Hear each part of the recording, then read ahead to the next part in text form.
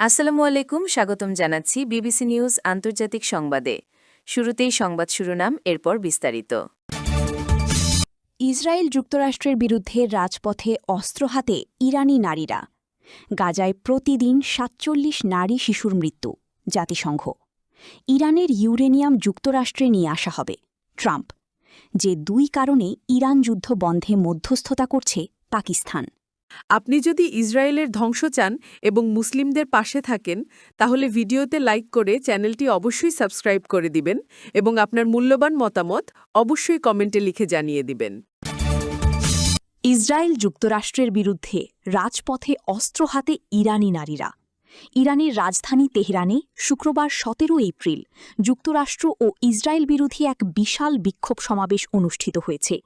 ইরানের নিবেদিত প্রাণ কন্যারা, ডিভোটেড গার্লস অফ ইরান শীর্ষক এই র্যালিতে অংশ নেন হাজার হাজার নারী ও তরুণী।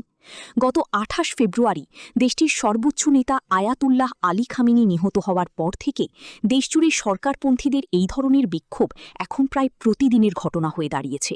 খবর সিএনএনের। দেশটির রাষ্ট্রীয় সংবাদ মাধ্যমে প্রকাশিত একটি ভিডিওতে দেখা যায় বিক্ষোভকারী নারীরা হাতে বন্দুক ও জাতীয় পতাকা নিয়ে রাজপথে স্লোগান দিচ্ছেন। তারা মূলত যুক্তরাষ্ট্র ও ইসরায়েলের আগ্রাসনের বিরুদ্ধে নিজেদের কঠোর অবস্থানের জানান দেন। বিক্ষোভে অংশ নেওয়া জোহরা ইলখান নামের এক নারী বলেন, আমরা যে কোনো আক্রমণের জবাব দিতে প্রস্তুত। আমরা তাদের হুমকি বা হামলাকে ভয় পাই না। তারা যদি আমাদের শর্ত মেনে মাথা নত করে আলোচনায় আসে, তবেই আমরা বসব। প্রতিটি পদক্ষেপে আমরা আমাদের নেতৃত্বের নির্দেশ মেনে চলব। গাজায় প্রতিদিন ৪৭ নারী শিশুর মৃত্যু। জাতিসংঘ।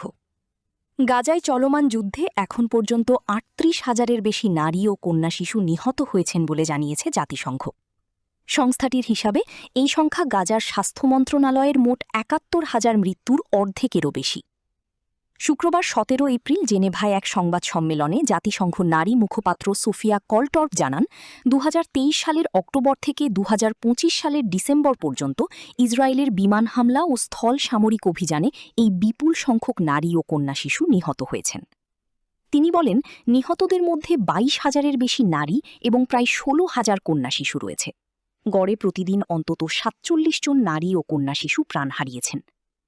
শুধু প্রাণহানিই নয়, এই সংঘাতে আরও প্রায় ১১,০০০ নারী ও কন্যা শিশু গুরুতরভাবে আহত হয়েছেন, যাদের অনেকেই আজীবন পঙ্গুত্ব নিয়ে বেঁচে থাকতে বাধ্য হচ্ছেন।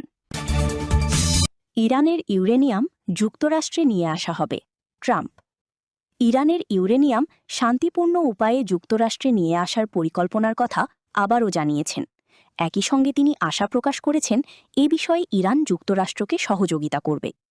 শুক্রবার ১৭ এপ্রিল যুক্তরাষ্ট্রের অ্যারিজোনা অঙ্গরাজ্যের ফিনিক্স শহরে রিপাবলিকান পার্টির টার্নিং পয়েন্ট ইউএসএ সমাবেশে দেওয়া বক্তব্যে ট্রাম্প একথা বলেন।